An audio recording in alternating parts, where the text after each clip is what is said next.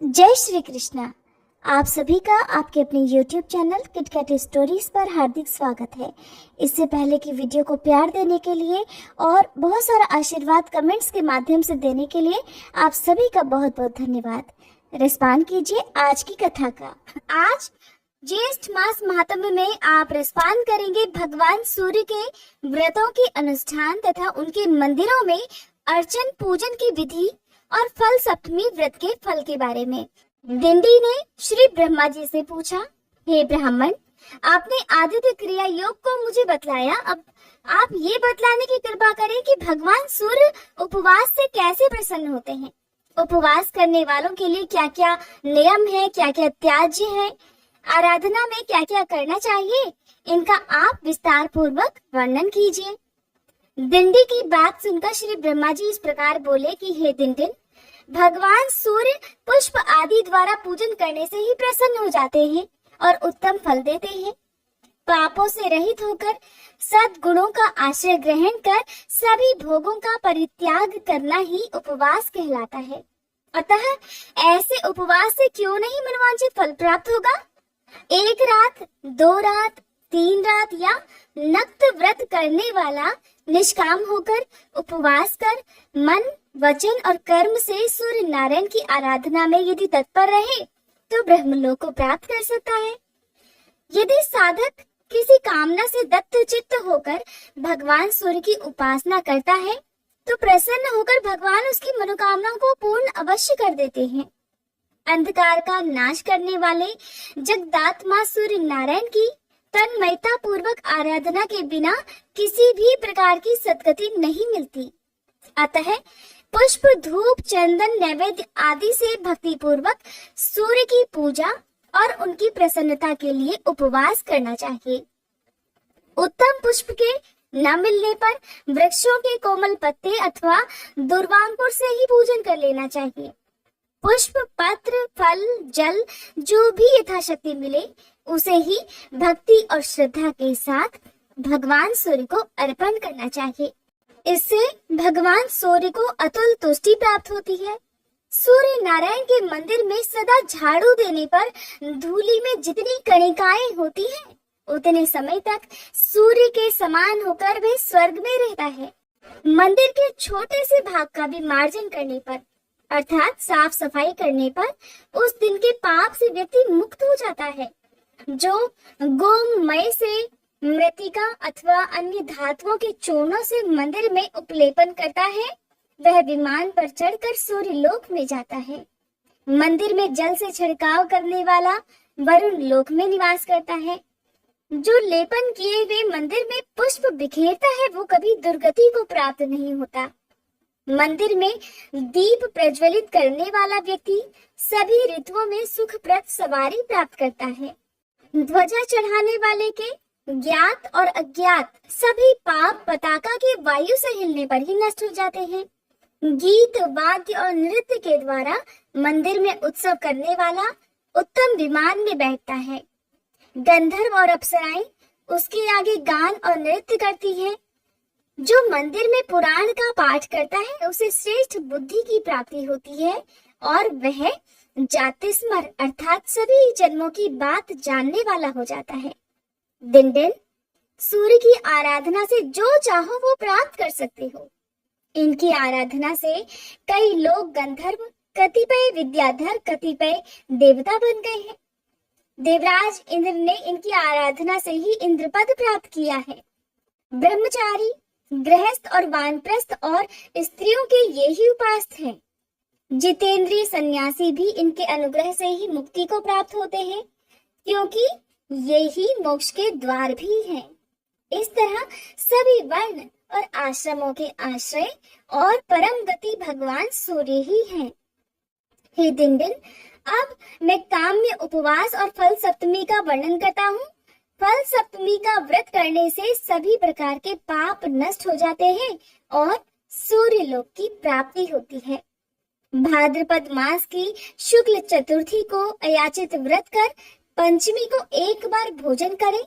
षष्ठी को जित क्रोध जितेंद्रिय होकर पूर्ण उपवास करें और फिर भक्ति के साथ सभी सामग्रियों से सूर्य नारायण की पूजा करें। रात में भगवान सूर्य के सम्मुख पृथ्वी पर शयन करें। सप्तमी को सूर्य भगवान का ध्यान करते हुए प्रातः उठकर स्नान पूजन करें और खजूर, नारियल, आम, मातुलुंग आदि नैवेद्यों का भोग लगाए और ब्राह्मणों को दे तथा स्वयं भी प्रसाद के रूप में उन्हें ग्रहण करे। यदि ये फल ना मिले तो शाली अर्थात चावल का या गेहूं का आटा लेकर उसमें गुड़ मिलाएं और घी में पकाकर उनका ही भोग भगवान सूर्य को लगाएं। फिर हवन कर ब्राह्मणों को भोजन कराएं। इस प्रकार 1 वर्ष तक सप्तमी का व्रत कर अंत में उद्यापन करें। गोमूत्र, गोमय, गोदुग्ध, दही, घी, कुश का जल, श्वेत मृतिका, तिल और सरसों का उबटन, दूर्वा, गौ के सींग का जल, चमेली के फूल का रस, इनसे स्नान करें और इनसे ही प्राशन करें। ये सभी पापों का हरण करने वाले हैं। सभी प्रकार के फल, भूमि, धान्य युक्त भवन, बछड़े के साथ गौ, विद्रुम के साथ ताम्रपात और श्वेत वस्त्र ब्राह्मणों को दे। जो शक्ति संपन्न हो वह चांदी अथवा आटे के पेष्टक, फल तथा 2 वस्त्र दे। सोना, रत्न और वस्त्र आचार्यों को दे। ब्राह्मणों को भोजन कराए। इस प्रकार व्रत को संपन्न करें। ये फल सप्तमी का विधान कहा गया है। यह अतिशय पुण्यमयी सप्तमी सभी पापों का नाश करने वाली है। इस दिन उपवास कर मनुष्य सूर्य लोक को प्राप्त करता है। वहाँ देव, गंधर्व और अप्सराओं के साथ पूजित होता है। इस व्रत को जो करता है वह पाप, दरिद्रता और सभी प्रकार के दुखों से मुक्त हो जाता है। इस व्रत के करने से ब्राह्मण मुक्ति, क्षत्रिय इंद्रलोक, वैश्य कुबेर लोक में निवास करता है। शूद्र इस व्रत के प्रभाव से द्विजत्व को प्राप्त कर लेता है। पुत्रहीनों को पुत्र की प्राप्ति होती है। दुर्भगा सौभाग्यशालिनी होती है और विधवा नारी अगले जन्म में वैधव्य प्राप्त नहीं करती। इस फल सप्तमी को समस्त वांछित पदार्थों को प्रदान करने वाली चिंतामणि के समान समझना चाहिए। इस फल सप्तमी की कथा के श्रवण अथवा व्रत करने वाले की सभी इच्छाएं पूर्ण हो जाती हैं। अब जानिए रहस्य सप्तमी व्रत के दिन त्याज्य पदार्थ का निषेध तथा व्रत के विधान और फल के बारे में। श्री ब्रह्मा जी कहने लगे, दिन दिन अब मैं रहस्य सप्तमी व्रत का विधान कह रहा हूँ। इस व्रत के करने से अपने से आगे आने वाली 7 पीढ़ी तथा पीछे की भी 7 पीढ़ी के कुलों का उद्धार हो जाता है।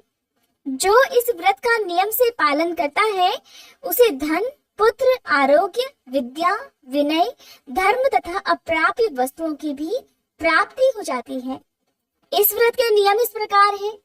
सब में मैत्री भाव रखते हुए भगवान सूर्य का चिंतन करता रहे। मनुष्य को व्रत के दिन न तेल का स्पर्श करना चाहिए, न ही नीला वस्त्र धारण करना चाहिए और न ही आंवले से स्नान करना चाहिए और किसी से कलह तो बिल्कुल ही नहीं करनी। इस दिन नीला वस्त्र धारण करके जो सत्कर्म करता है वह निष्फल हो जाता है। जो ब्राह्मण इस व्रत के दिन एक बार नीला वस्त्र धारण कर ले तो उसे उचित है कि स्वयं की शुद्धि के लिए उपवास करके पंचगव्य प्राशन करे, तभी वह शुद्ध हो सकता है। यदि अज्ञानवश नील वृक्ष की लकड़ी से कोई ब्राह्मण दंत धावन अर्थात दातुन कर लेता है तो वह 2 चंद्रायण व्रत करने से ही शुद्ध हो सकता है। और इस दिन रोमकूप में नीले रंग के प्रवेश करने मात्र से ही 3 कृच्छ चंद्रायण व्रत करने से शुद्धि संभव है। जो व्यक्ति प्रमादवश नील वृक्ष के उद्यान अर्थात बगीचे में चला जाता है वह पंचगव्य प्राशन से ही शुद्ध होता है। जहाँ नील एक बार बोई जाती है वह भूमि 12 वर्ष तक अपवित्र रहती है। रहस्य सप्तमी व्रत के दिन जो तेल का स्पर्श करता है उसकी प्रिय भार्या नष्ट हो जाती है, अतः तेल का स्पर्श नहीं करना चाहिए। इस तिथि को किसी के भी साथ द्रोह और क्रूरता भी करना उचित नहीं है। इस दिन गीत गाना, नृत्य करना, वीणा आदि वाद्य यंत्र बजाना, शव देखना, व्यर्थ में हंसना, स्त्री के साथ शयन करना, द्यूत क्रीड़ा, रोना, दिन में सोना, असत्य बोलना, दूसरे के अनिष्ट का चिंतन करना, किसी भी जीव को कष्ट देना, अत्यधिक भोजन करना, गली कूचों में व्यर्थ ही घूमना, दंभ, शोक, शठता तथा क्रूरता, इन सभी का प्रयत्न पूर्वक परित्याग कर देना चाहिए।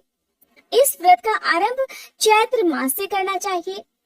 व्रत करने वाले मनुष्य को चाहिए कि वह चैत्र आदि मासों में धाता, अर्यमा, मित्र, वरुण, इंद्र, देवस्मान, पर्जन्य, पूषा, भग, त्वष्टा, विष्णु तथा भास्कर, इन 12 सूर्यों का क्रमशः पूजन करें। प्रत्येक सप्तमी के दिन भोजक ब्राह्मण को घी के साथ भोजन कराकर उसे घी सहित पात्र, 1 माशा स्वर्ण और दक्षिणा दान में देनी चाहिए। यदि भोजन न मिल सके तो श्रेष्ठ ब्राह्मण को ही भोजक की भांति भोजन कराकर वही वस्तुएं दान में देनी चाहिए। हे दिन दिन, इस प्रकार मैंने सप्तमी के इस महात्म्य का वर्णन किया, जिसके श्रवण मात्र से भी सभी प्रकार के पाप नष्ट हो जाते हैं और सूर्यलोक की प्राप्ति होती है।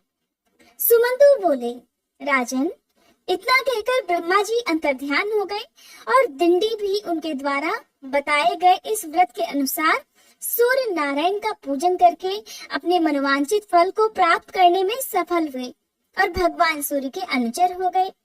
हरे कृष्णा। आज का अध्याय समाप्त हुआ। इसके आगे का वृतांत सुनने के लिए कृपया आप अगले दिन सुबह के समय कथा जरूर सुनिएगा।